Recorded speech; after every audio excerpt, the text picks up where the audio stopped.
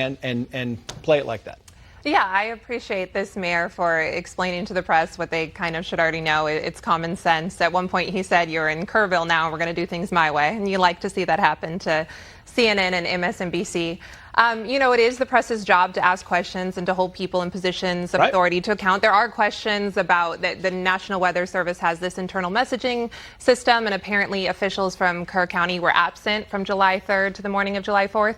So there are questions, but that comes later. Right now, there are almost 200 people missing, and obviously we know every moment is critical. And if I were someone and my family member was missing and I was watching this press conference with local officials desperate for answers, with clinging to hope, I don't necessarily care who dropped what ball when. I care what are you doing to find my family member. So accountability for sure, but it comes later, especially when we're talking about these journalists from these big media outlets. They're going to go home and never think about Kerr County, Texas ever again. And if they ever do, it's going to be with disdain the way they think of middle America, period. Right. So I understand local officials' feelings here. But at least they were there, Brianna. That's the whole thing, is at least they were there covering this thing. Newsbuster says the legacy newscast mostly suppressed the Antifa ICE attack. Goes on to say the recent attack on a Border Patrol facility in McAllen, Texas drew wide coverage across the broadcast aisle. However, a more troubling attack has gone uncovered except for a brief on the CBS Evening News. If there is anything to ding for this report, it is CBS use of a scare quote for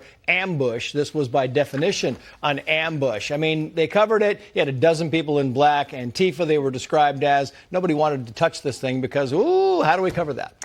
I was going through the criminal complaint, and it said that one of the rallying cries for this plot was insurrectionary anarchy. And for 4 years, the left and the propaganda press has salivated over insurrections in January 6th, and yet they've now lost an appetite for accountability. And there is one reason. The propaganda press is doing what they do best. They are shielding their political allies. They have created a very carefully crafted message that ICE agents are not law enforcement officers upholding immigration law. They are evil people who are tearing apart vulnerable communities. Antifa is just a group of protesters. And so if they were to report honestly, or even report at all, they shatter the narrative they've spent years building up. Yeah. Meantime, you have James Comey and you have John Brennan being investigated, and you look at the media kind of, here's a little sample of them running wild with this whole Russian collusion thing for years. Here's a touch.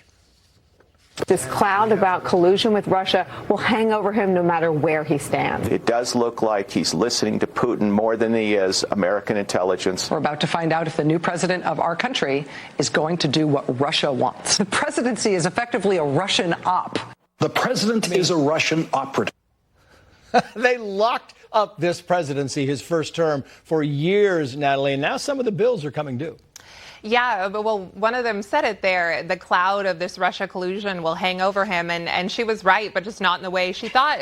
People are still calling him a puppet of Putin, and that is based off of nothing other than this Russia collusion thing. And we all know I used to be a Democrat. While this was happening, I believed in the Russia collusion, and I couldn't tell you why, but you just hear it so much that there must be some kind of something there with Russia. But I'm very grateful that the former CIA director, former FBI director is being investigated, because one thing, this administration has been so great, but one thing we haven't seen is prosecutions necessarily, people being held accountable. Yeah. And we don't want to weaponize that, but I do think we need justice here. Meantime, PBS, the White House correspondent on CNN, talking about the Epstein fizzle. Watch.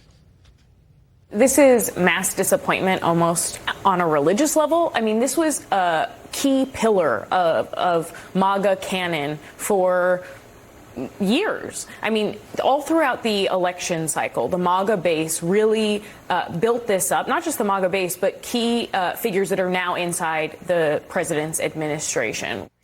I got about 35 seconds for you, Brianna, but, this was disappointing to a lot of people. Absolutely. Look, there are a lot of questions, not only surrounding Jeffrey Epstein's death, but what he was involved in, what Ghislaine Maxwell is sitting in a jail cell now for. And if you remember, what was it, February, Pam Bondi invites a bunch of people to the White House. She gives them these binders, phase 1 of the Epstein files. It was a nothing burger, and people were upset. And then a little while later, she goes, I was just informed of a tip from the FBI bureau in New York City that they were withholding documents related to Epstein. So it added another layer of suspicion. Yeah. And yet, we're 5 months later, and she's like, we don't have anything. Even if you have nothing right now, what are you doing to get something? Yeah. I mean, they did gin it up, and then it kind And then it just collapsed. The balloon just kind of collapsed. Yes. Brianna, great to see you in Los Angeles. Natalie, thank you.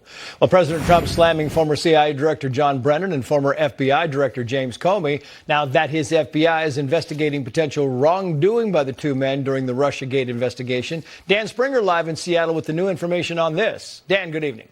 Yeah, good evening, Tracy. It is the latest twist in an old feud. President Trump today calling John Brennan and James Comey crooked